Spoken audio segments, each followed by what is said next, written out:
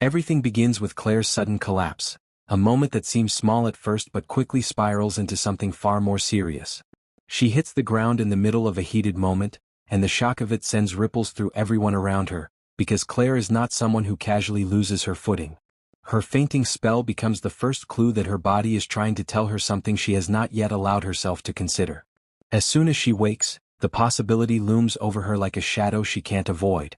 A pregnancy test becomes inevitable, and that single test carries more weight than she is ready to face, because Claire has not been with just one man. Her escape to LA was supposed to be a chance to breathe away from Kyle's suffocating intensity, but instead she found herself swept up in something wild and unexpected with Holden Novak. LA was supposed to offer freedom, a moment of clarity, but it gave her a night she now cannot forget, and may no longer be able to hide. Claire has been telling herself she has no regrets, insisting that what happened with Holden was a moment she chose freely.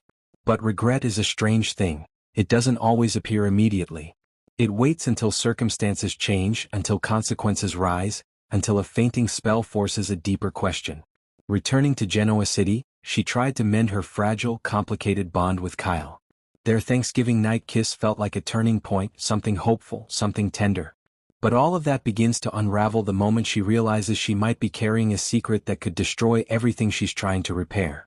What makes matters worse is the presence of Audra Charles, a woman who has never missed an opportunity to prod at Claire's insecurities. Their long-standing friction ignites again during the week of December 1st to 5th. The argument becomes heated, raw, and emotionally charged. Claire pushes too hard, Audra pushes back twice as hard, and in the middle of that firestorm Claire's body betrays her. She collapses right in front of the one person least likely to show sympathy. Audra kneels beside her, not out of concern but out of curiosity. She observes the panic in Claire's eyes, the way Claire recoils from questions, the way she tries too hard to steady her breath. Audra starts putting pieces together faster than Claire can hide them. She doesn't need a confession, the signs are enough. And with Audra, knowledge quickly becomes leverage. The glint in her eyes shifts from suspicion to opportunity, because if Claire is pregnant, and if Kyle isn't the guaranteed father, then Claire has a secret Audra can use in any way she pleases. Audra's style has never been loud, it's always been cutting, quiet, and intimate. She's the type to stand far too close and speak in a whisper sharp enough to bruise. She would take Claire's fear and fold it carefully into her palm, ready to throw it back at her whenever it benefits her. Claire knows it too. She feels the pressure tightening around her chest, because a pregnancy could shatter the stability she has worked so hard to reclaim. She knows Kyle would be devastated. She knows Holden could reappear and demand more than she ever intended to give. She knows Victoria, already nervous about her daughter slipping back into chaos, would rush to take control of the situation. Everything around Claire begins closing in at once.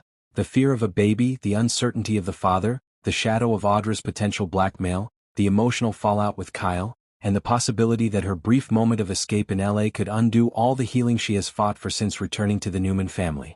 Whether viewers want Claire to be pregnant or not depends entirely on whether they want her story to explode or stabilize.